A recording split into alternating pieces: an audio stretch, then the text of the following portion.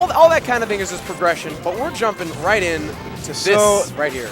I don't know how if everyone in the stream is aware, but originally JoseV was supposed to team with Machiavelli, but he was unable to make it for reasons unknown to me today. So now we've got the team of Jose and young Quaf, which is really interesting. Meta Knight Ness. Right, and region, what region is young Quaf from actually? He's in New England, I believe. Okay. So yeah, again, and this is what's really cool too, is you've got guys teaming from, again, opposite sides. Right, right. Yeah, you have to wonder like how that they're able to synergize, because they're not only playing different characters, but they're playing in completely different regions with their own developing metas and their own counterplay, right? Right. So coming together to find harmony here on the West Coast and SoCal this weekend. The best of the best really are going to be the ones at the end. I mean, it's such a deep field, like you said. Right. And already we've seen some early questionable stocks. I mean, earlier we had Quaf with the strange dimensional cape, the side B from BP, and it's a bit of a slobber knocker right now. Right. Everybody just all this damage. So one advantage I think that the blue team has is both their characters are really fast, and that's going to make life difficult for Ness, because Ness is especially susceptible to whiff punishes, right? You know, he's often committing with his double jump to do a lot of his approaches and a lot of his like setups, bread and butter setups. Right. I feel that Meta Knight will be is always a strong doubles pick. Just the edge guarding potential is always there. And the neutral presence, right? You know, you can find kills with Nair at 130% when nothing else might connect. Right. And even Nair is a phenomenal move, really, in doubles, because not only can it break things up and get you that, but even if someone ends up shielding it, you end up crossing him up, and if anything, you might even just end up back in neutral and get right. Now that angle from JoseV right there, that's the angle I always mess up as a Ness main, where I accidentally throw myself out the stage. Nate Senpai's nodding his head. He knows exactly what I mean. He knows the struggle. I think every Ness main, probably except for Jose and maybe Boyko, know this struggle. I guess Aki's angles are pretty good too, but point being, it's a struggle. Oh, and that is a near gimp from JoseV, but BP makes it back. Right.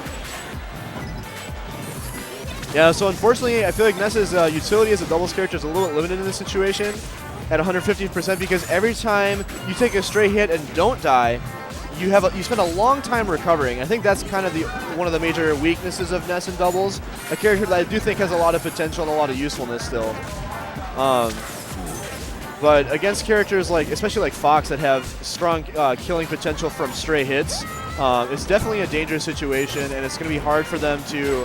Like, we've already seen that young Quaf has been in a number of 1v2 situations with Jose continuing to be at high percent, right? Being unable to help him. And yeah, there it is. Another Nair's going to take the stock. So blue team both had fresh stocks, and yeah, Quaf is already dead. Now, I do think that Ness has a decent 1v2 ability in doubles, but it's going to be tough. I mean, even for a top 10 player in the world. I think MDVA is historically a pretty strong region for doubles specifically. They lab their team combos. I think they have a lot of static teams. Can we talk about the pressure? Oh, right. JoseV, he's been pushing both of them. Oh, no. Right. So the angle? So he's got the angle. But wow. Oh, my goodness. Okay. And this became very doable right now. You gotta wonder what's going through Goode's head right now. JoseV plays Ion and Xenokids very often. Right. We'll see. Successfully stalls. I like the pummel just to mix up the timing. Okay, nothing out of that magnet there. Yep, okay. There it is. I'm really wondering what he was reading with that F smash though, because that was pretty questionable. Yeah, who knows? Maybe it was an input error. Maybe, but regardless, I wasn't even watching him. I was watching Ness, trying to recover. Right. All of a sudden, Fox is just off screen. Yeah, flying. Maybe what he was really going for was that new meta for just I'm gonna F smash Fox into Ness. And throw off the angle. Right, kind of like Mario with his flood in Smash 4, that sort of thing. I see what you're getting at. Yeah, absolutely. I've been playing a lot of doubles friendlies at the place I'm staying at. We've definitely had some fun combos like that where my teammate throws me into the other person. That's like when that moment happens where that actually works, you feel like a legend. You're like, that wasn't supposed to work, but that was totally on purpose. Right, exactly. I'll own it, even if it was an accident. All right. Now, Space Bears. This is a lot of room, a lot more room than what they had prior. So it looks like so far Quaf and Jose are opting to go for more of the 1v1, trying to fight them each separately. Maybe that's why they wanted a larger stage, to be able to kind of separate the battles and not be lost in the skirmishes so much. And I think also last time it seemed like Jose was opting a little bit more to face off against BP, but going off against Goode, he seems a lot more comfortable with it, really, because we've already seen a pretty quick stock. Yeah, and to be honest too, like let's be real, Sonic's options against Nessa's pressure aren't as maybe devastating as Fox's, at least from a neutral sense. And not only that, a lot of what Sonic does have, he can get boxed out by forward air, the side for B. sure. Exactly. Especially since a lot of his moves are negatively disjointed, right? For sure. Right. And I think there's a little bit more, bit better communication right now. Quaf earlier had a couple of miscues early on, but all that seems to have kind of vanished. I like that Jose is actually kind of letting young Quaf take the lead in a lot of these skirmishes, a lot of these situations. Unfortunately, he must have he must have messed up his air dodge angle, but we noticed that Quaf is the one covering the center of the stage.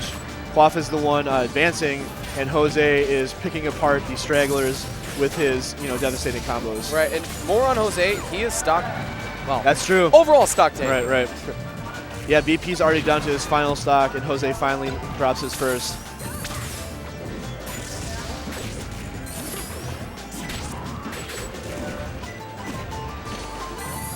All right, red team in a corner. What are they going to do? Unfortunately, Quaf is dead. Yeah, see, Quaf is, I really don't know. He's been clubbing a lot, really. Yeah, he is. He's having some recovery issues. I've heard people talk about Meta Knight. He's got, an S-tier recovery from a mix-up perspective, but sometimes his individual options can almost seem, I don't want to say bad, because I know there are characters like Olimar in the game, but less than ideal from an individual standpoint. Or like the up B thing is something that I see a lot of Meta Knights, even experienced Meta Knights, still mess up. And Quaf's been getting a little bit flustered. Yeah. Just understandably so. Yep, and he's dead again. And now Jose is at high percent. Quaf has taken 2 stocks. All right, well, here we go. Quaf really, nice he's at a fresh stock. Yeah. So if Jose can even tack on some damage, help out. Right. He's really not going to be the aggressor by any means here. Right. Yeah, Jose's just being real tentative on the ledge here, just trying not to be put in a compromising position. So you've got Quaf to try and back him up, but this could be really dangerous. Right. Up throw. Oh, nope, nice SDI. But Quaf's now at 113%. Right, so if Jose dies, it could be a good situation for BP here. All right. Still, that should be it. Oh, okay, gets the up air. There it is. It does kill. There it is. All right. Now, despite that, Jose did very solid there. Quaf definitely, cleaned up at the end, but early on, he's really got to control his nerves, because something like that, can't let it get to you. You got Smash, and like any other, sport in general, you really got to have a short memory. Right. You can't remember that stuff. That's very true. So. Can we talk to you about how, from a prestige perspective, from a rankings perspective, Jose is a bit higher than the rest of the other players on the screen here, right? And even with 130% on his last stock, he was able to cover for Quaf's flubs, and they were able to clutch out the 2v1 situation. That sort of like top player presence, I think, can be really calming for an up-and-comer like young Quaf. Yeah, and here's the thing, too, because the nice part is, especially in doubles, a lot of times in singles, you're thinking, what could I have done? What stage should I do? And it's all on you. But right now, Jose V's talking to him like, all right, well, here's what I saw. This is a little bit of this. Just, calm down. It's all good. You're fine. You're fine. You still helped me out. We still got the W. Right. And it's teams. It's like any other thing, that involves that synergy amongst other people. You got to understand, you might get flustered amongst yourself. You might have made the wrong decision at one time. You got to brush yourself off, understand you got your teammates back, and again, they clutched a W, and that's why we're in a Game 3 situation right now. Yeah, and to your point, like you said, you mentioned the having a short memory, right? Heading into Game 3, what do you want to see from BP and Goode? Right. So, absolutely though. And again, you just talked about how JoseV did all that greatness and all that phenomenal stock tanking, despite the scenario. But BP and Goode, they're really keeping this close. They by no means taking Game 1, and as close as Game 2 was, that was nearly a 2-0. Right. So they're not out by any means. I like that they took their time to really talk about what it was that they wanted from their Game 3 counter pick. Right. And we opted for PS2, longest stage in the game. So pretty good. But phenomenal double stage though. Everybody loves PS2. Right. Really got to. Yeah, I feel like having like wider stages, I feel like can be difficult for some player styles to deal with in singles, but in doubles it's not quite the same issue because you don't have to worry about traversing the entire stage. There's a whole bunch of other people moving around to space around. And despite the size of the stage, it's basically been on the right side this whole time. Right. We're finally venturing to the left side. But I think that's the statement of all of it is already Red Team finds himself with a decent lead. Right. But the corner pressure from both of them, we were seeing a lot of double cancel back airs from JoseV, but it's really just positioning is huge. That was a great call out from BP. Saw that Jose was going to come up with the double jump cancel forward air, as Nesses are want to do. And just stuffs it out with Fox's sex kick, the back air.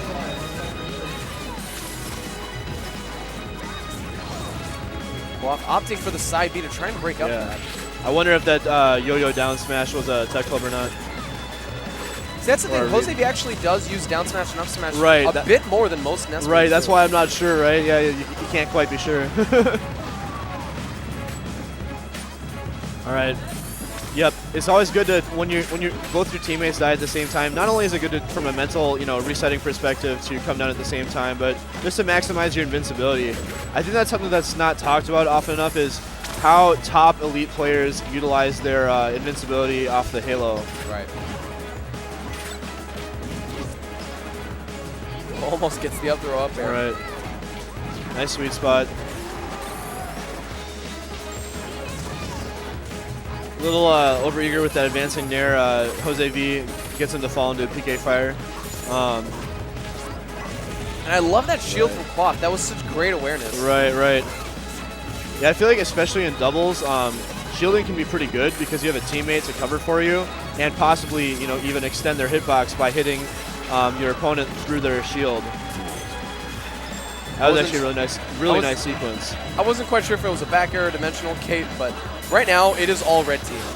Yeah, Quaf I've noticed in this game, he seems really comfortable with the PS2 heights. There have been a number of situations where he jumps from the ledge and does an instant dimensional cape, catching his opponent on the platform. And Goode right there, catches JoseV off the top.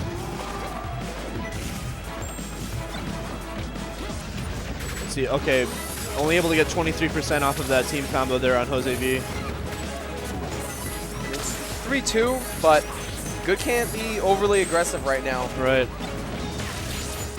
Yeah, I actually like what Goode did there. He didn't try to rush in and help his teammate. He just waited to see what was going to happen, develop from the situation, and he earns a stock for it too. His patience that was all down air. All off of a phenomenal dash dance. Right.